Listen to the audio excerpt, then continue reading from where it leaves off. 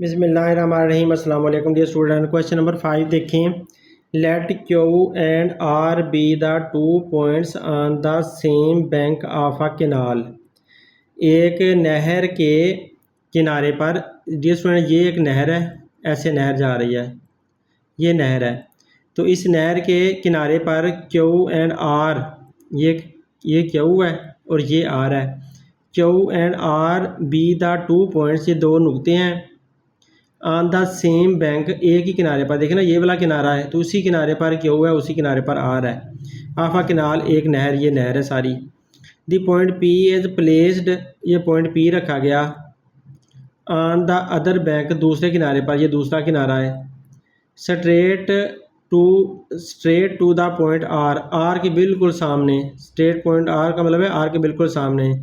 Find the width of the canal, canal की width मालूम करनी है, मतलब यहाँ से लेकर यहाँ तक हमने इसका फासला मालूम करना है। ये find the width of the canal and the angle P Q R in radian, और एंगल पी क्यू आर मतलब ये वाला एंगल मालूम करना है, ये वाला एंगल भी मालूम करना है, angle theta P Q R in radian, ये रेडियन के अंदर मालूम होना चाहिए।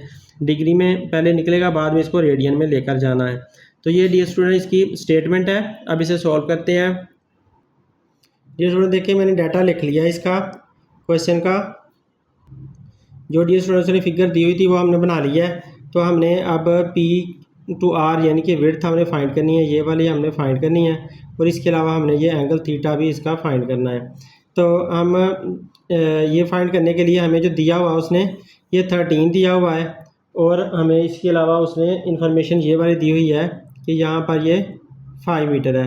ये दो इन्फॉर्मेशन उसने दी हुई हैं, तो ये हमने फाइंड करना है। तो डियर स्टूडेंट अगर ये एंगल थीटा है तो ये सामने वाली साइड परपेंडिकुलर होगी, और ये वाली साइड इसकी बेस बन जाएगी। तो हमने इसका परपेंडिकुलर यानी कि यहाँ से लेकर यहाँ तक भी फाइंड करना है। तो इन दो की हेल्प से आप पाइथागोरस थ्योरम लगा लो, तो पहले आपको ये मिल जाएगा। तो पाइथागोरियन थ्योरम क्या है, तो वो है हाइपोटेन्यूज का स्क्वायर बराबर होता है बेस के स्क्वायर के प्लस परपेंडिकुलर के स्क्वायर के। तो हाइपोटेन्यूज का स्क्वायर, अब हाइपोटेन्यूज यहाँ पर क्या बन रहा है, तो जो 90 के एंगल के सामने होती है साइड वो हाइपोटेन्यूज होती है, और जो एंगल थीटा के सामने होती है वो परपेंडिकुलर और दूसरी बेस होती है। तो ये हमारा बन रहा है हाइपोटेन्यूज। तो हाइपोटेन्यूज का स्क्वायर यानी कि 13 का स्क्वायर है, और बेस का स्क्वायर यानी कि 5 का स्क्वायर है, क्योंकि बेस 5 है। परपेंडिकुलर का स्क्वायर हमने फाइंड करना है। परपेंडिकुलर को आप पी आर कह दो, क्योंकि वो पी आर लेंथ है जो कि विड्थ है उसकी हमारी कैनाल की। तो अब 13 का स्क्वायर क्या होता है, 13 का स्क्वायर 169 होता है डियर स्टूडेंट। 5 का स्क्वायर 5 मल्टीप्लाई बाई 5 25 होता है, 13 मल्टीप्लाई बाई 13 करके 169 आ जाता है, और पी आर हमने ऐसे ही लिख दिया। अब 169 में से माइनस कर दोगे आप 25 को, क्योंकि 25 इधर प्लस का है तो दूसरी तरफ जाकर माइनस का हो जाता है। इधर पी आर आपका सेम रहा। 169 में से 25 निकालें, 9 में से 5 निकालें तो 4 आया, और 6 में से 2 निकाला तो ये भी 4 आया। 144 आंसर आ गया पी आर का। अब पी आर का डी स्टूडेंट स्क्वायर चल रहा था, जो कि मैं लगाना भूल गया, यहाँ पर ब्रैकेट लगाकर ये स्क्वायर देना था। तो ये इसका स्क्वायर चल रहा था। आपने जब स्क्वायर ख़त्म करना है तो दोनों तरफ आपको अंडर रूट लेना पड़ेगी।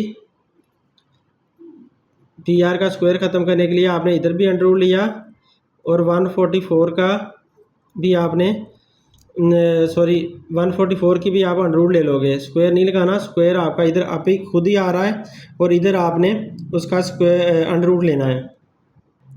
ये स्क्वायर बाय मिस्टेक लग गया था, इसलिए मैंने इरेज कर दिया। अब 144 का आप जब अंडर रूट लेते हो ना, कैलकुलेटर से अंडर रूट लें तो ये 12 आंसर निकलता है प्लस माइनस में, लेकिन आपने सिर्फ प्लस वाला आंसर लेना है क्योंकि ये एक विड्थ है। तो इसको काट दिया इसके साथ, तो यहाँ पर आपके पास पी आर आ गया। तो पी आर की लेंथ हमारे पास 12 मीटर आ गई, क्योंकि ये दोनों मीटर में थी, तो इस वजह से ये भी हमारा आंसर मीटर में आएगा। तो हमारा एक आंसर आ चुका है इसका विड्थ। अब दूसरा आपने इसका एंगल थीटा मालूम करना है।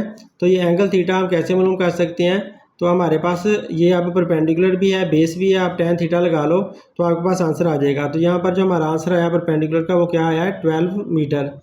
तो आप tan थीटा का फार्मूला लगा लें। tan थीटा बराबर होता है परपेंडिकुलर ओवर बेस के। तो डियर स्टूडेंट जब आप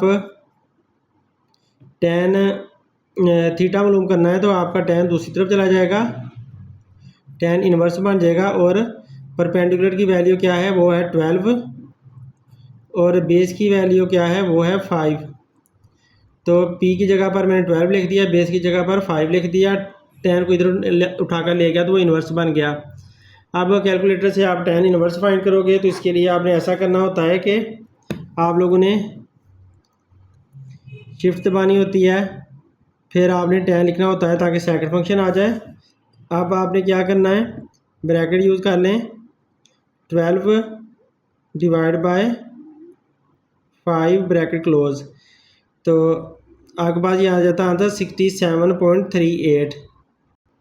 जिस एंगल थीटा का आंसर हम यहाँ पर ले देते हैं 67.38। ये डिग्री में हमारा आंसर आया, हमने इसको अभी रेडियन में लेकर जाना है।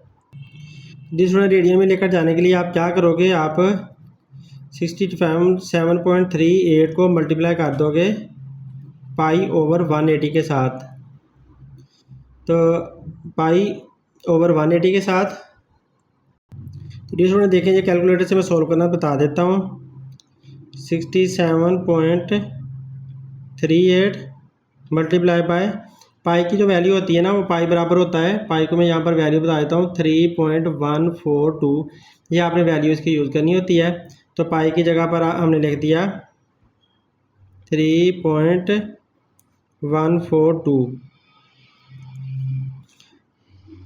और ये हमारे पास आंसर आया। इसको डिवाइड कर देना है आपने 180 के साथ, तो ये 180 के साथ हमने डिवाइड किया तो ये हमारे पास आंसर आ गया इसका 1 हमारे पास जो आंसर आया 1.176 आया। इसे राउंड ऑफ कर देते हैं, तो राउंड ऑफ करके ये आंसर आ जाएगा 1.6 को ख़त्म करेंगे तो 78 बन जाएगा, तो 18 हमारे पास आंसर आ जाएगा रेडियन में। तो रेडियन इसके यूनिट आ गए। तो यूँ हमारा क्वेश्चन सॉल्व हो चुका है। उम्मीद है आप लोगों को वीडियो पसंद आएगी। अगर पसंद आती है तो लाजमी शेयर करें, अपने दोस्तों को भी बताएं ताकि उनका भी भला हो सके। Thanks for watching. अल्लाह हाफिज़।